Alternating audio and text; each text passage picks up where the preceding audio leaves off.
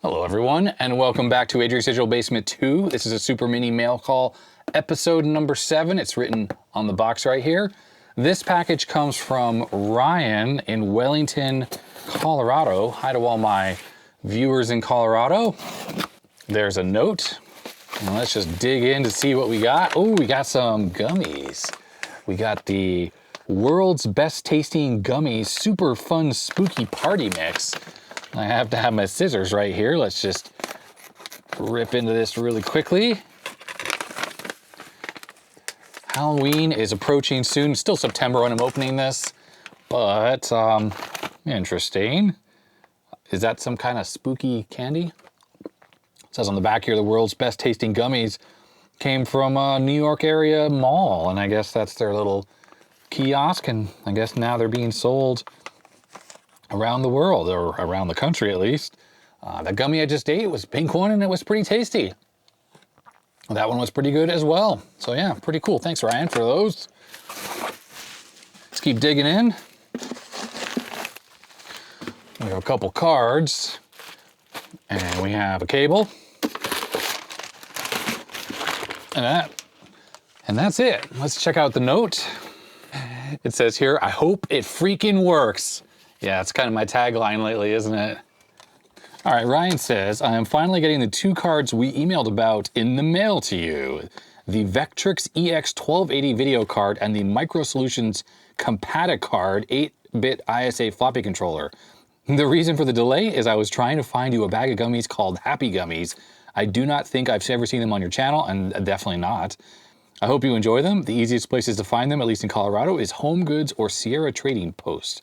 I think we have Home Goods store here. I don't know about Sierra Trading Posts. On a side note, I'm typing this to you, this letter obviously, on a compact Desk Pro 46/25 that these 2 cards came out of. It's now running Windows NT Workstation 351 and Office 95. You gotta love that TCP printing has not changed in decades, and it's very easy to print to a modern HP color LaserJet using the built-in printing support and drivers. And I gotta say, yeah, this looks perfect and nicely printed. Anyhow, I hope you're able to get the Vectrex card working as well as the other bespoke video cards, and the floppy controller proves useful. Keep up the amazing, informative, entertaining content. Kind regards, Ryan. There's a couple extra pages, which is from my email exchange with Ryan. He talks about the Vectrix EX1280 video card. It's actually, thank you for saying this, Ryan. It just refreshes my memory. I don't have to go look up the email. Not much online about this card. I only figure out the model number from some files on BitSavers. You can see photos. Sounds like these cards would have been used as with a secondary monitor, possibly for some kind of CAD work, but this particular card seems more obscure than the others that Vectrex made. Photo of the card, which I think we'll look at the card in a second. And the other card is the Micro Solutions Compaticard, which is an 8-bit floppy ISA controller. There is quite a bit of information on this card. It sounds like it supports a wide variety of internal and external drives, as well as serving as a direct replacement for a PC XT floppy controller. But this one was modified by Sophos Systems. It seems like they modified it to support 3 floppy drives.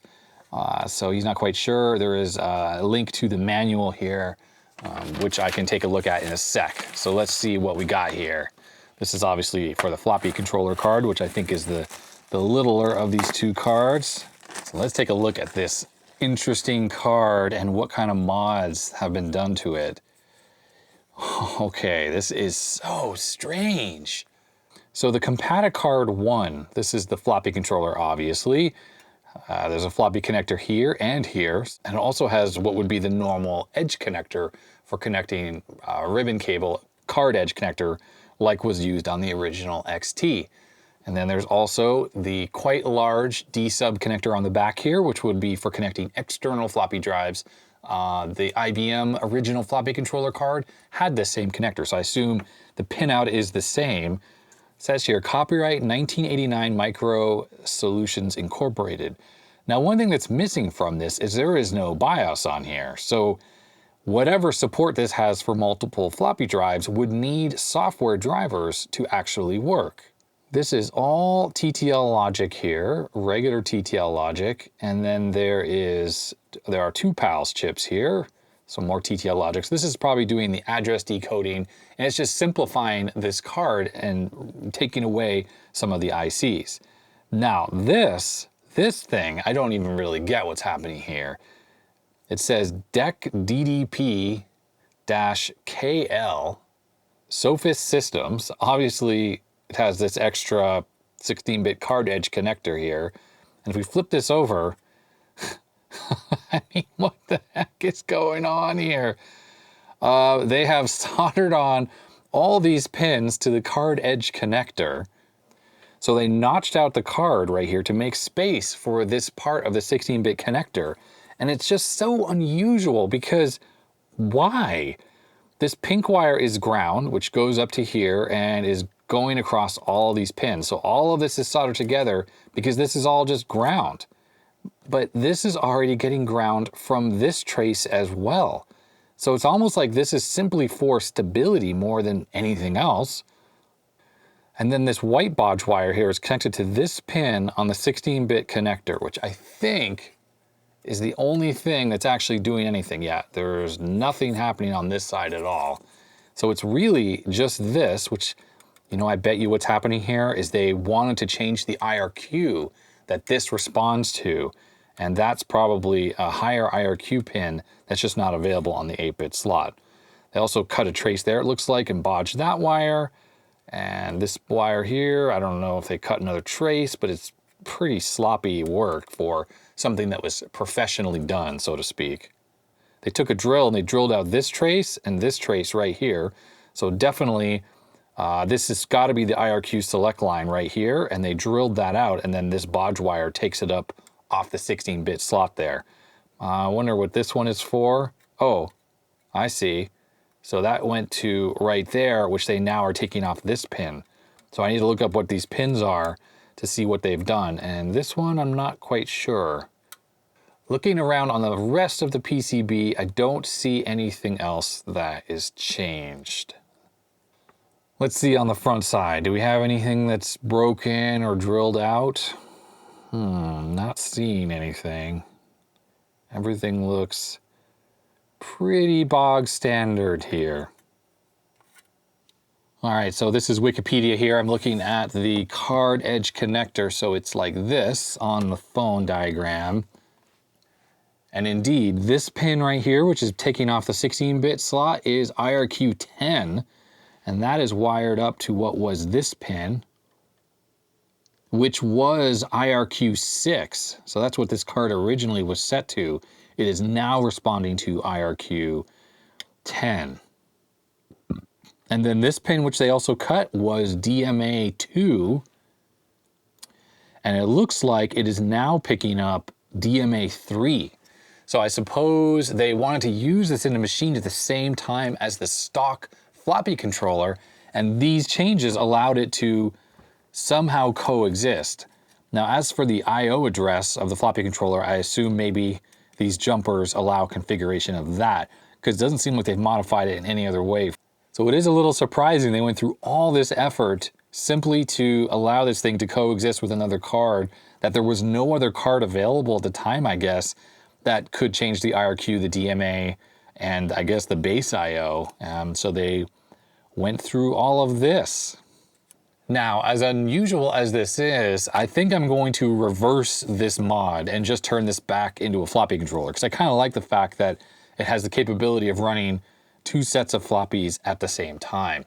But I won't do that until this video goes on the air or is published, so that if anyone thinks that I shouldn't reverse mod this, then I guess you can change my mind. So I'll just store this away for now. All right, so the next thing is this video card. As a reminder, Ryan said this is the Vectrix EX1280 video card.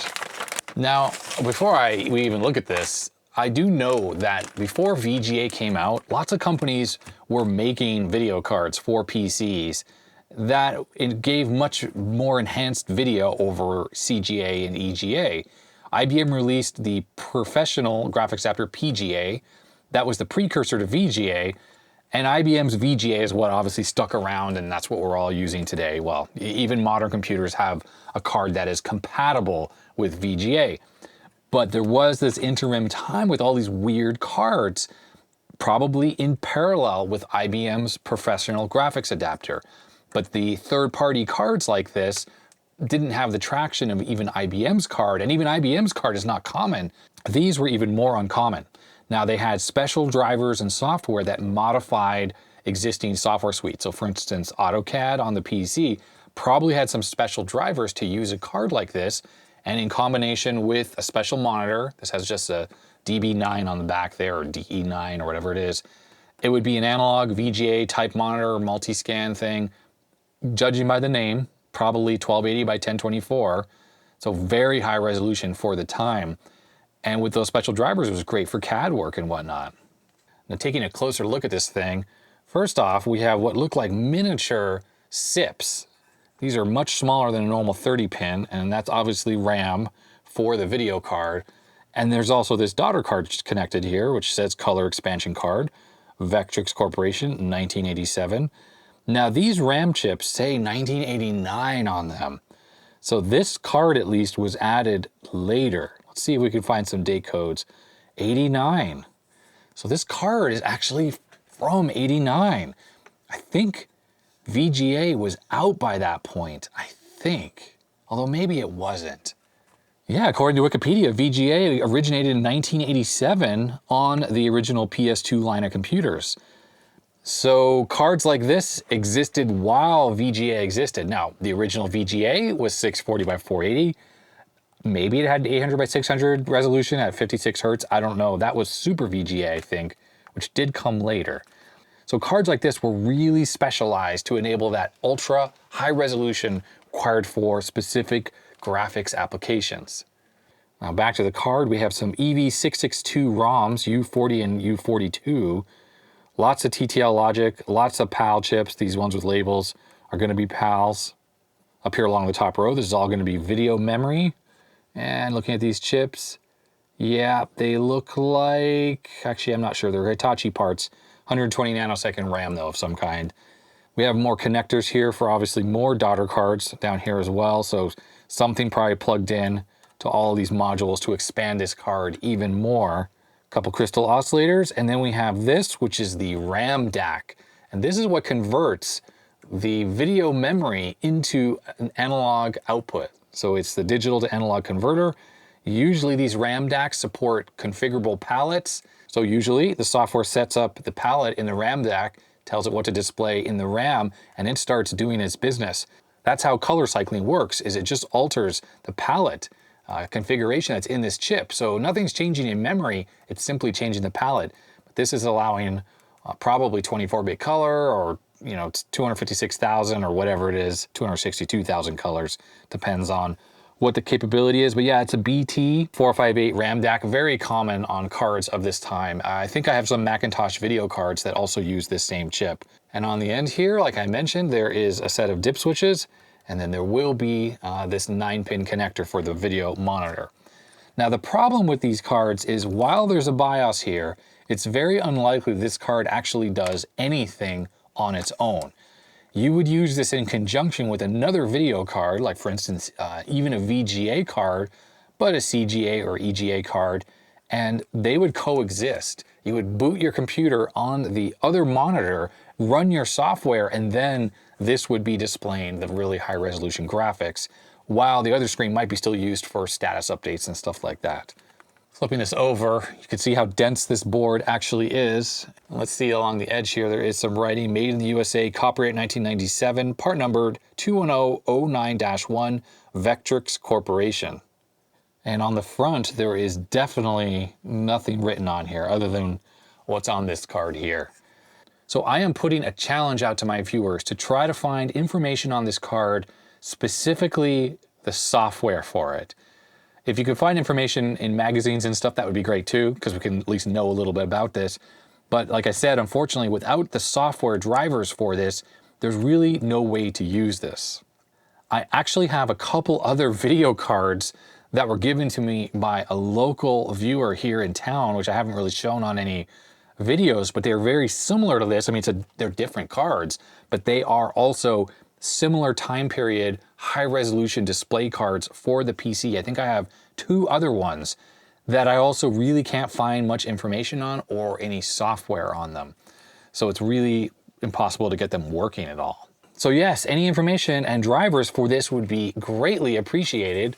And Ryan said here it is the Vectrix EX1280, and I'll put a link here to the, I guess the manual or something that's on BitSavers so we can at least see that, but it's the software that I really need.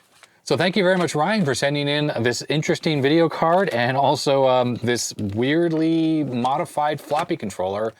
If anyone thinks I should not unmodify this and make it back to a normal 8-bit card, please let me know in the comment section below and try to convince me. And again, Ryan, thanks for these gummies. I will be definitely eating these.